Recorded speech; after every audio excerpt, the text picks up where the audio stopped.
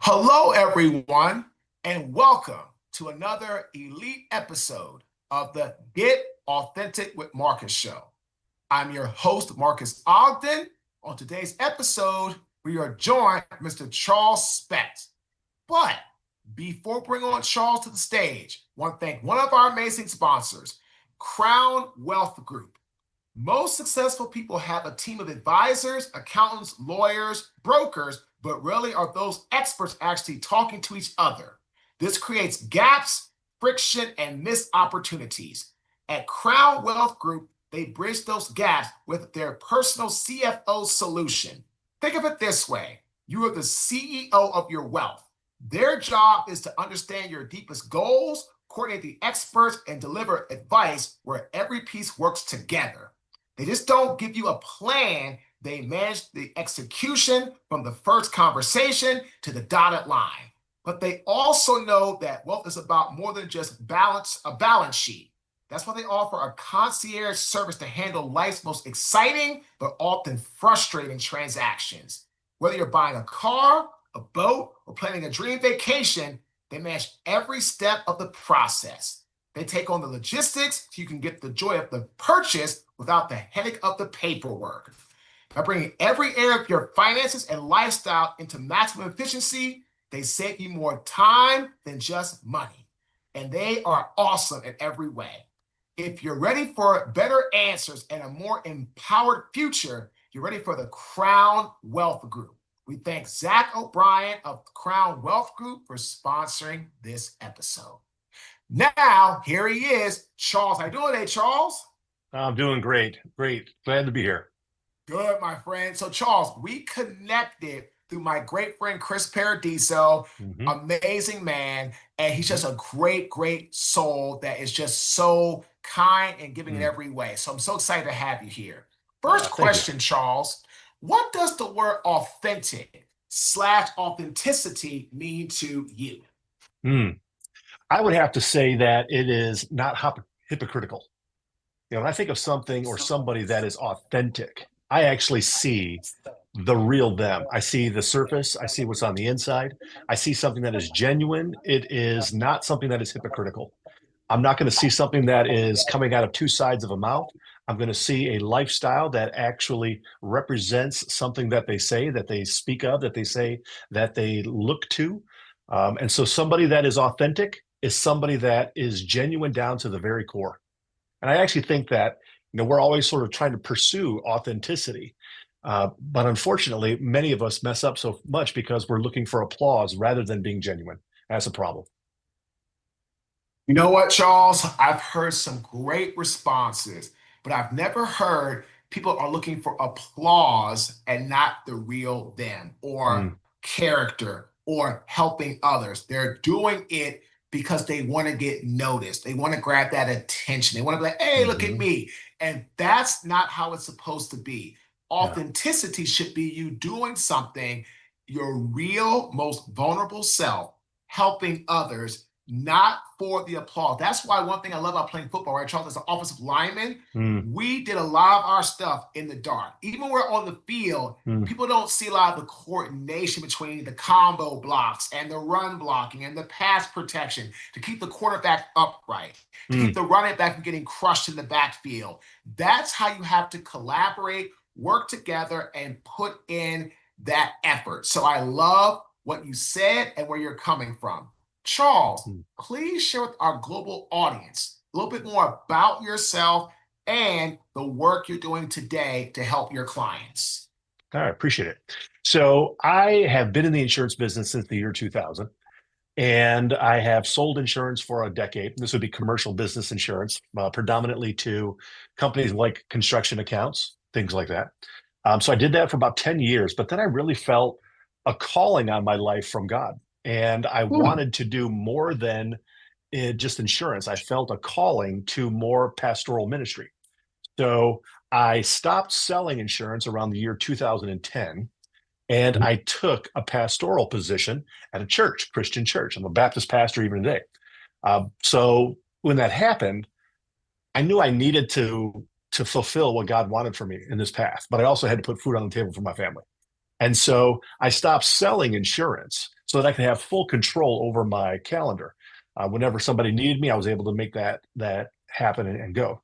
But I started consulting then. So I stopped selling. I started doing consulting, predominantly working with businesses where they would hire me to help them manage their insurance program.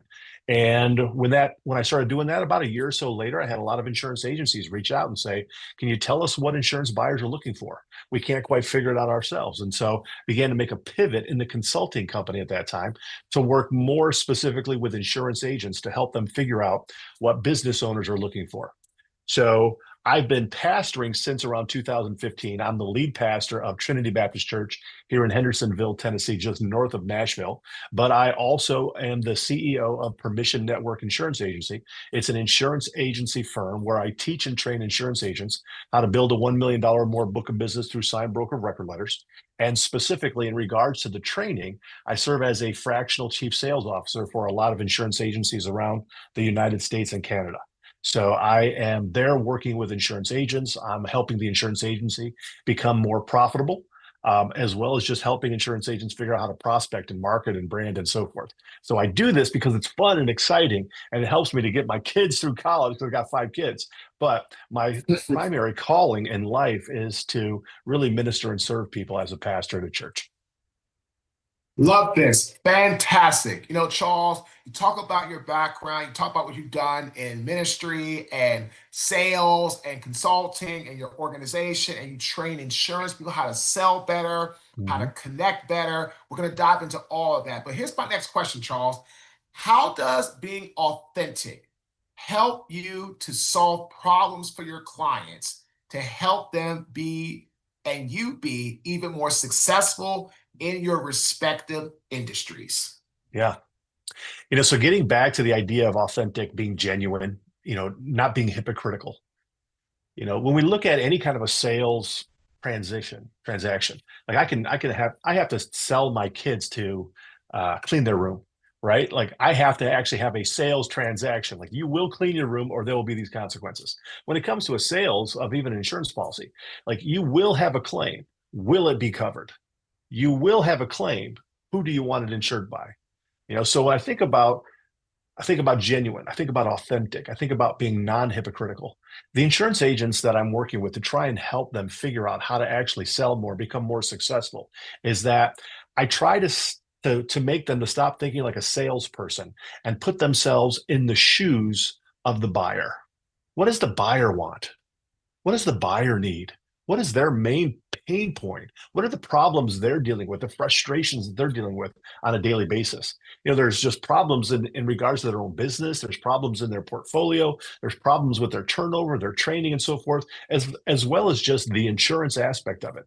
So, from my training perspective, I tell insurance agents to take a step back, stop thinking about it from a sales perspective, and put themselves in the shoes of the prospect. Because the more that you can help the insured, the buyer, to actually see that you're there to advise, that you don't have commission breath, that you're trying to help them actually achieve what they want out of life, fix their problems, the more that they're going to see the genuineness of what you're trying to accomplish. And I really do feel, Marquise, that people are attracted to humility.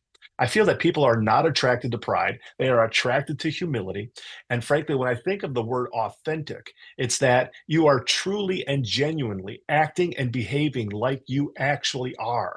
The more that you are authentic in your sales process, in your prospecting, in your branding, the more that the person you're trying to sell your product or your service to is going to get you, understand you, and want to talk a little bit more about what it is that you have to say.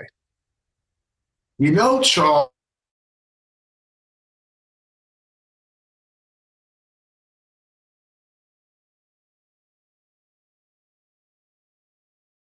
to be successful in business. And I want you to talk about this from the insurance perspective because we have a lot of people that listen to our show that work in insurance. Okay. So the Mhm. first area or pillar is branding. Okay. I tell people branding is what your mission and or mantra is. It is who you are. It is what you stand for. Just before this amazing interview, right, Charles, I was interviewing Coutinho Mobley, former NBA superstar. He was talking about how he knew Kobe Bryant from the time they were like 12 years old, growing up in Philadelphia. And he said that Kobe always had that Mamba mentality, even at that age of 11, 12 years old. So that was his brand, and that's who he was, and that's what he stood for. And so I love this conversation because, again, right, my question is, right, Charles, how do you help your clients understand the importance of and or develop their brand to go out to market? When people see their brand, they are recognizable by potential clients. Mm. So I actually think the branding is probably one of the most important aspects to sales, because if not, then really you are Mr. Vanilla. There's nothing special about you. You are so completely neutral that nobody cares, nobody discares, doesn't care. Like you're just unnecessary if there really isn't a brand, right?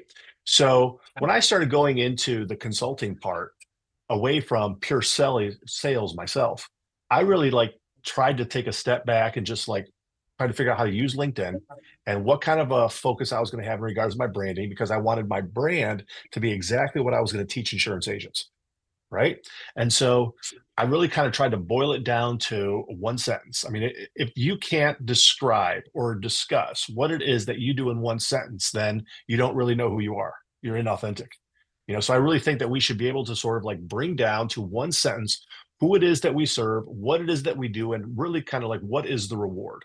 And so, in essence, what I do is I train insurance producers how to build a $1 million or more book of business through signed broker of record letters. That's my one-liner, my tagline.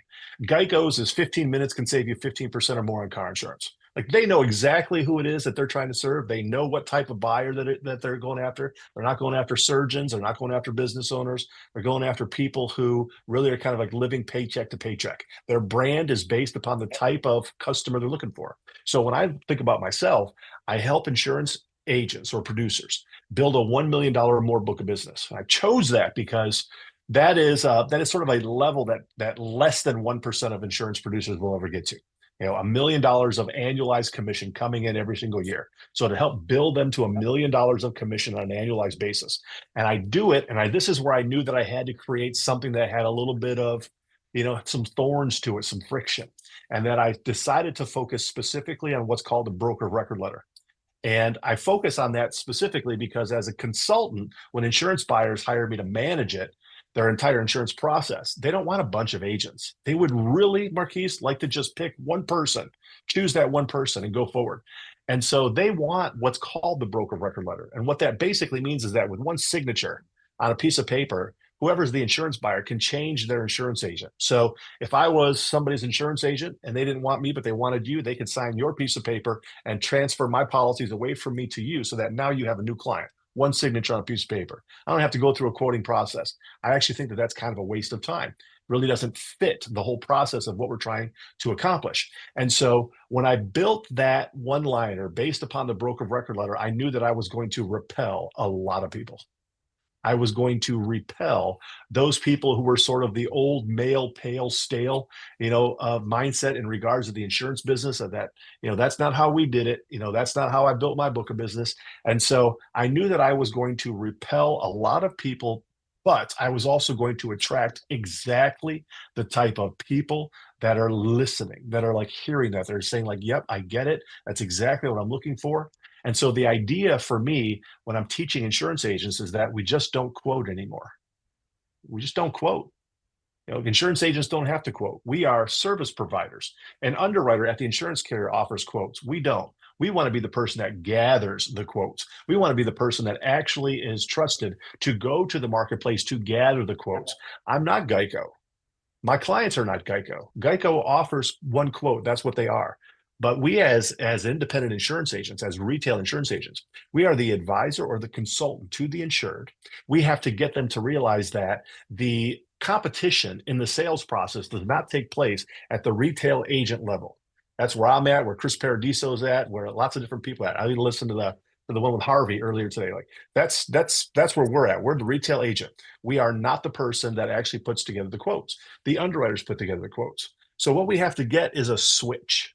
We have to switch the insurance buyer's thinking of how they used to think insurance works. I got to get quotes from a bunch of insurance agents. to helping them to see that it's the underwriters that offer the quotes. What you really need is one insurance agent who represents the carriers, is going to gather the quotes, and then it's going to go back and negotiate with these underwriters to drive down the cost even more.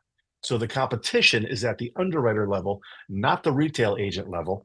And getting back to your original question, the authenticity of building the brand, that what my clients need to do as they build their brand is help their prospect realize that they're not like a Geico, they're not a quoting machine, they don't offer quotes. What they do is they actually gather quotes on behalf of the insured and then negotiate like a beast to drive down the costs. Once we can get them to see we're much more of an advisor rather than just another insurance agent, now we can kind of put a line in the sand that we don't offer quotes. We actually know how this process works. We can get you the result that you want. It's simply a matter of trust. And if we don't have trust, there's really no reason to go forward. And is that a gutsy call? Yeah, absolutely. It's a gutsy call. But that's really where the brand starts, helping them to see we don't offer quotes. We bring you the solution you need. Ladies and gentlemen, I knew this because I've been around Chris Paradiso, who Charles and I connected through for about 3 years now. So again, what they are doing, they are your partner going out and shopping and getting you the best price to help you get the most coverage for the best price. And that's exactly what you want from them. They are your partner. They're your collaborative partner. They're not a vendor. They're not out there giving you a quote. They're going out there and acting on your behalf, and their trust and your belief in them is the shield you're using for them to go out and do what they need to do. This is great stuff. Charles, marketing, the act of getting your product and or brand in front of your consumer for potential goods and or services to be purchased. Please talk about how important it is for people, especially in the insurance world, to mark and get their brand out in front of people so they can know who they are. Mm. Marketing is a very interesting term that's used in our insurance industry because it can refer to, sending out your submission to the insurance world. That's not what we're talking about. Marketing, we're talking about getting your name out in front of your prospects. We're talking about getting your brand out there, getting them to see who you are. And if there's one thing that I have to sort of like recondition insurance producers, insurance agents on, is to stop saying things that get them put into the bucket of you sound like everybody else. So when it comes to your brand, your image, your posting, what you're saying verbally, video, all of that, stop with the tired script of, hello, my name is Charles. Charles, I'm with a good insurance agency. We've got wonderful people here. I'd like to come and meet with you a little bit to learn about your business and see if we can offer you a quote from one of our insurance carriers. How does that sound? Like that is a very tired script, and insurance buyers hear it about 1,000 times a week. And so what we have to say is something completely different so that we won't be forgotten. So the marketing, again, it's not about us. It's actually about the insured. It's about them, and it's about the primary problem that we're going to focus on. I really think that marketing should focus on three things, three problems, and you just talk about them one at a time. But you focus really on one major pain point, one major problem, and help them to see what that feels like. So in other words, if somebody was dealing with a price sensitive problem, I'm going to focus on the problem of price. And then I'm going to keep putting my thumb in it so that you feel the pain point. Because I can offer you the solution to it, but unless you feel the pain, you're not going to be looking for the solution. Sort of like somebody that has a headache. They have a headache, and so then they go and take Tylenol, the aspirin, but they don't look for the solution until they first feel the pain. What insurance agents tend to do, and this is very much often a sales problem as well, is that insurance agents quickly go to features and benefits. We're a good agency. We've got really good people. We got great markets. We got a tremendous customer service. But the insured doesn't even feel any pain point yet because they think they already got that with their current agent. So all that we're doing is we're helping the insured to realize that, oh, you sound just like my agent, but I've already got my agent, so I really don't need you. So instead, what we have to do is put our thumb into a major pain point, help them to really feel the pain, and then we associate the pain with the problem. You've got a very high premium on your workers' compensation policy. I'm sorry to hear that. That must cost a lot. I bet you probably hate writing that check every single month. That's a lot of money. I wonder if it could have been less if your insurance agent would have just gone back and renegotiated with the underwriters a little bit. One of the things that we typically see is that most businesses out there are paying about 5 to 15% more for insurance than they could have just because their agent didn't go back and actually renegotiate. You know what we've actually done is we've created a strategic renegotiation process with our underwriters. So we actually know how to drive down the cost even once they've already issued a quote. We could probably do that for you. I'd like to come and meet with you Tuesday at maybe 2 o'clock to show you how we can potentially renegotiate even on your insurance program for your upcoming renewal and drive down the cost. See, so like there's the pain, then I focus on the pain, then I have to tie the pain back to a problem. It's the agent, it's the carrier, it's the policy, whatever, but I've got a solution. All I need right now is about 30 minutes out of the remainder of your lifespan to meet with me for 30 minutes, and I'll show you what the solution is. We can handle the problem, get rid of the pain. Now you're going to be very happy. That's what I really feel marketing has to be for a salesperson. So my next question is, or my next pillar, excuse me, is sales, right? It's the transfer of energy where the person you are speaking to believes that your product and or service is going to solve their problem to allow them to reach the goals that they desire in their specific business or financial base and financial needs. Can you please explain to our global audience, Charles, how people should approach sales with inside the insurance industry? Sales is a transaction based upon trust, period. You know, when it comes to insurance, it's sort of a weird thing, is because we as insurance agents, we have no product that is attached to the policy. The carrier has the product, they have the policy. We don't actually have a policy. All we have is service attached to that policy. We service you if you have any questions. If you have a claim, we'll help you get in contact with the insurance carrier. If you need a certificate of insurance, we can process those, but we don't actually do anything with the product. So the insurance carrier has the product. We as the agent, we're the brand. We are the brand. And so when the sales takes place, what we're essentially doing is we're selling promises. That's what insurance is at the end of the day. It's a promise. I hope my clients, if I put it this way, I hope my clients never have to use what I sell them. I literally hope they never have a claim. I hope they never have to have a claim, and then hope this thing gets paid for. Like, I'm selling them something I literally hope you never have to use. So it's very much sort of an interesting transaction with regards to the price. So because of that, the insurance carrier has the product, we have the service. When it comes down to it, it is absolutely a trust transaction, that they will trust the insurance agent to get the product from the insurance carrier, hoping that it's good, but they will never actually know if it's worth anything until the moment that they have a claim. And so really it comes down to, do I trust this person with my nest egg? Do I trust this person with my business? Do I trust this person with my life insurance, with my family's longevity? Is this person going to take care of me and not just try to like lower my price to get my business, but do they have really my well-being at the very foundation of what they're trying to accomplish? And again, that's why I feel that it comes down to trust. With that said, when I work with insurance agents, I try to tell them, I don't want you to try and get a bunch of clients. You don't want a mass number of clients. You want a specific number of clients that's manageable, that are of the size that you want, that understand what the transaction is going to be, who are not just going to be loyal to you for a policy period, but are going to be loyal to you for a lifetime. And if you can build this in the right way, you are going to be so happy with yourself 3 to 5 years from now. But if it is not built upon trust, 3 to 5 years from now, you're not going to be happy with everything that you sold. You're not going to be happy with what you built. Ladies and gentlemen, this has been fantastic. And the last two are operations and finance, collecting your money. But those first three are everything: branding, marketing, sales, then operations, which is actually executing your sales, and finance, collecting your funds. Charles, this has been a great interview, my friend. How can people get in touch with you if they want more information, or people in the insurance space want to know, yeah, I'm in this space, man. I'm on it, but I want to keep growing. I want to keep elevating. And I want to get in touch with Charles. I think he's going to be my guy. How can our global audience do that? Well, I'd say there's maybe three ways. One, just go to my website, which is permissiongroup.com. That's the primary way. I spend a whole lot of time on LinkedIn. That's really where I spend the bulk of my time working with insurance agents on LinkedIn. So just go find me, Charles Specht, over on LinkedIn.